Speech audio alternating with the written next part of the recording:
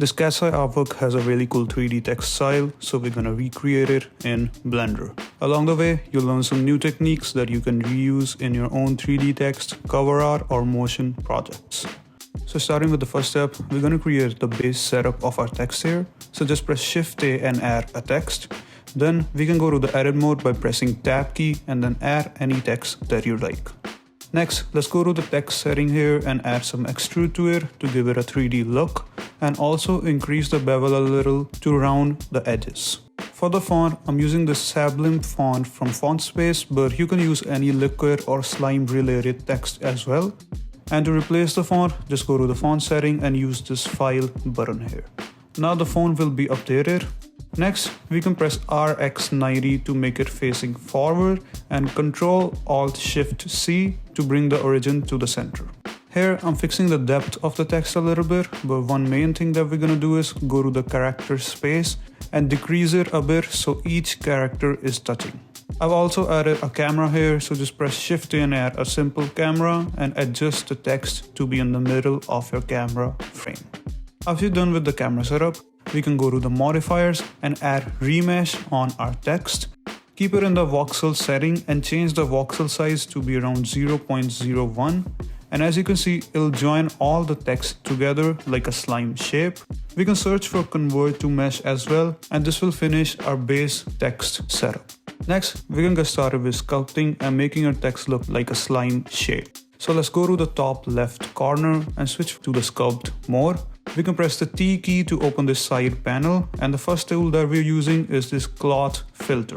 Make sure it's set to inflate, and then if we click and drag on our text using this tool, it'll help in inflating our text. So just click and drag on our text slowly to inflate it and giving it a bit of the fluffy slime type look. Once you're done with that, we can switch to this mesh filter and set it to smooth. Clicking and dragging with this tool will help us smooth out the shape of our whole text. We're gonna use it in very minimal form, so just click and drag slowly for this one as well. Next, let's switch to our basic brush and change it to the inflate mode. You can change the brush size by pressing the F key, and with this one, we're gonna add some organic and random shapes in the front of our text. You can smooth out specific areas by pressing the Shift key as well. So just use this inflate brush to add some random blurring effect all around the text. Next, we can make use of these different grab brushes to make the text look a bit more slime-like. I'm using this grab brush and just blocking out the shape, making it flow a little bit better and curving it around all the edges. Next, with the elastic grab tool, we can stretch out certain portions of our text and make it look like slime droplets. As you can see, I'm using the brush on a smaller size to create this droplet type effect. The second snake hook type brush is even easier to stretch out big portions of our text and helps in creating this droplet as well. So just use all these different brushes to create organic shapes and slime-like structure. And this is how my text look, giving it more of that liquid and slime type effect. Another important thing that I did was select the text and then scale it on the y-axis to make it look much more thinner as well. Now with the sculpting done, we can get started with creating the material. So the material process is going to be really easy, as we're going to use the Blend Kit add-on to get our main slime material. So just go to the Blend Kit website and download it using the simple steps. Once you've installed this add-on in Blender, you can see their logo here, which can be used as a search bar.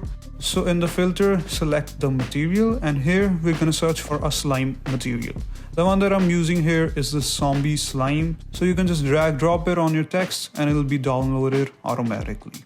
If we go to the material section, you can see the zombie slime material will be added.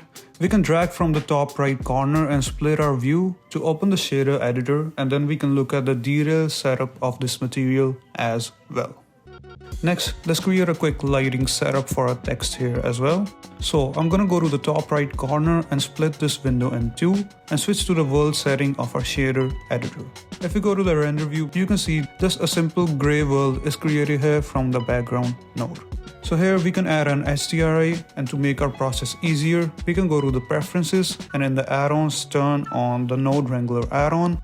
So with the background node selected, we can press Ctrl T to add all these HDRI nodes.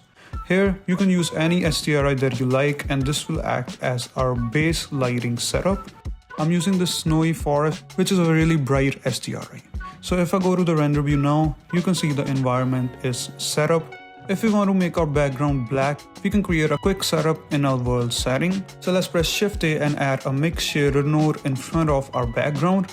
After that, I'm gonna press Shift A again and search for is camera ray from our light path node and then connect it to our factor.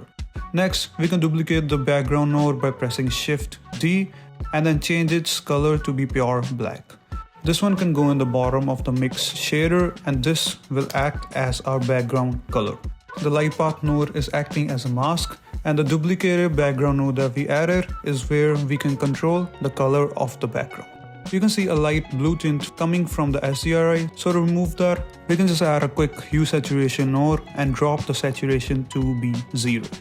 Here I'm reducing the strength of the SDRI a little bit so it can have a little bit of darker look, and also added an RGB curves node and created this S curve to have some darker and deeper shadows. Now with the base world lighting done, we can add some more lighting on top by pressing Shift A and adding some area lights. So here I'm scaling and sizing it a bit according to the text here and putting it in top of the text. We can increase the power of this light a little bit, and as you can see, it's adding a bit of glow here as well. The glow is just from the compositor using the glare node, so you can set it up easily as well. And here I've added some more lights coming from left, right and behind the text as well. If we drop the strength of our SDRI node in the world setting, you can see how the light is interacting with our text, creating some cool and different lighting shapes around it. So we're using a mix of both the world lighting and the area lights in the slime text here. Now let's add the final detail of these random bubbles floating around in our slime text.